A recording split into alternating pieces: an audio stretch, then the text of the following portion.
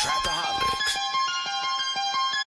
Yo, what's up, everybody? Welcome back into another episode of the Seventh Man Up podcast. All right, let's get right into it. LeBron James back in the East. Yes, you heard that right. Dude is going into his 24th year in the league. Put that in the perspective of an average NBA player's career length. He's playing double the length of what Kevin Martin's career was. Yes, Kevin Martin played 12 years in the league, and LeBron is doubling that. LeBron been in the league so long, I graduated from 8th grade, high school, in a long route into getting my college degree back in 2019, and is still here. I give him props. Like, for real. He spends $1 million on his body every year with treatments to keep playing the game he loves. And I don't get the LeBron hate. For me, I love LeBron, but he will always be the baby goat to MJ, to Michael Jordan. Michael Jordan, he's the big goat. Yeah. All right. Now, LeBron James, he plays carefree, knows how to have fun, just empties himself and just balls out. From a fan's perspective, you see those serious moments too. Let it bounce out. Which leads me to this little rant right here. Are you guys ready? Saying a player doesn't care is nonsense. You don't know the mind of a player. It might look like they don't care because they are playing a game meant for kids that they have excelled at to the point of making millions. Earlier, when I said emptying himself, I meant what I said because when you empty your mind, all is gone and you're just doing what you've been doing your whole life basically. To a LeBron James, to a LaMelo Ball, it might look like they don't care because this sport is second nature to them. All the reporters at ESPN or wherever need to shut it. Instead of talking, how about go to the gym? All right. Okay, now that I got that out, back to business.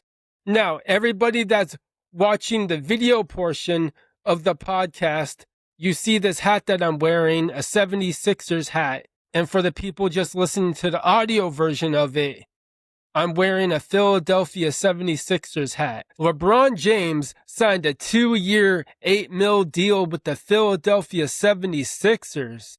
Now, that just might be the cheapest deal LeBron has ever signed. This just in. Yes, it's the cheapest deal he has ever signed. Now, if healthy, that's going to be a scary team. A starting lineup of Maxey, Edgecombe, Brown, James, and Embiid will scare a lot of teams. And let's be honest, going into the games, the opposing team will say, we're not afraid of them. But come game time, a lot of Paul Pierce moments might be happening. Get the wheelchairs ready. Like, for real. Okay, now, on to some other NBA news. What the heck are the Warriors doing? Missed out on LeBron. Draymond re-signed for $27 million on a 1-year deal. I'm just going to say it. That's stupid. $27 million for a guy who averages a triple single and looks like Donkey from Shrek? When I saw that mean tweet years ago, I was like, oh yeah, he does. Back to the Warriors. And now they're saying they are content in running it back even with Steph knowing that they aren't going to win a title. First off, what kind of mindset is that from your front office if you're a fan of the Warriors? Even this has got Steph Curry disgruntled, and that could be bad for the Warriors. I say that because in today's NBA, if a star player is unhappy, it's almost inevitable for that player to want out and be moved quick. Like, for real. Who's ready for another top 5? This top 5 is top 5 bouncy players. So, number 5 is J.R. Smith. Dude had major bounce as a youngin'. All those dunks he did in his Nuggets days were insane. And I feel his Denver days get swept under the rug a lot of the time. Most think of him as a Knick and a Cav, but bro had his time stamped in Denver. Y'all remember that dunk on TNT he did over Gary Neal to beat the buzzer in the first quarter? Dude took off from the dashed half circle line. And that's really far. That really was like a video game dunk. And J.R. Smith, he brought that same energy to New York too. He was just clouded by Melo and also weed. All right. Now, number 4 is Mo Evans. Not the best player to play in the NBA, but we're focused on bounce alone. Like Shannon Brown, dude always tried to jump out the gym every time he went up for a dunk. Now, Mo Evans, he didn't have the best completions to his dunking attempts, but they were always fun to watch. Moving it along to number 3, LeBron James. Yes, LeBron had and still has bounce when he wants to. All those tomahawk dunks from his first stint with the Cavs are unreal. Then in Miami, he was a power dunker, but now he picks and chooses when he wants to dunk. Now, number 2 is Malik Monk. Yeah, a current player and a home team guy. Monk got that bounce and he's hype with it too. Love that emotion we see out of him with all those dunks. He's got it with the one hand, he's got it with the two hand, even off the oop.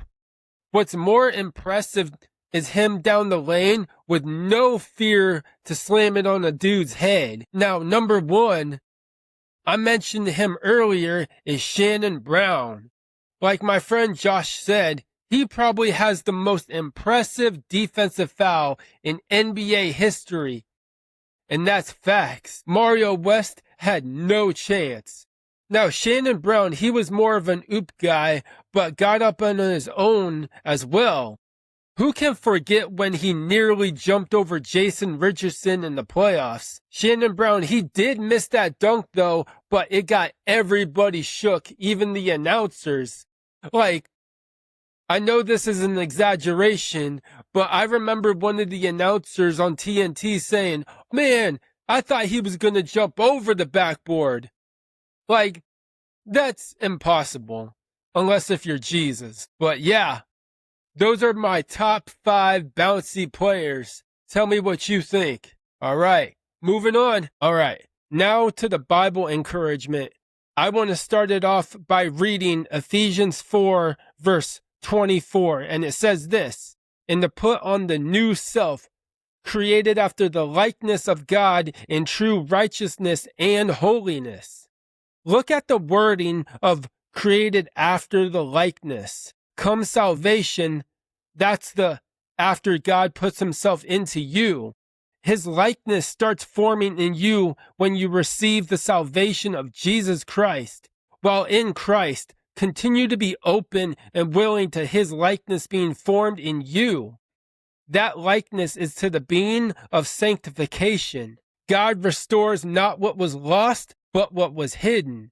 In Christ, your destiny is rediscovered out of the shrapnel it was entangled with. A broken destiny is restored when you come to Christ and are walking in that sanctification process. And, like the 76ers, trust the process.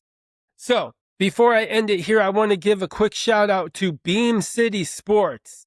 I see you guys. Keep doing your thing and know the 7th Man is rocking with you. Thanks for tuning in to another episode of the 7th Man Up podcast. I'm your host, Alex Burleson, and as always, stay up with them threes up. Love, joy, and peace. See ya. 7th Man out.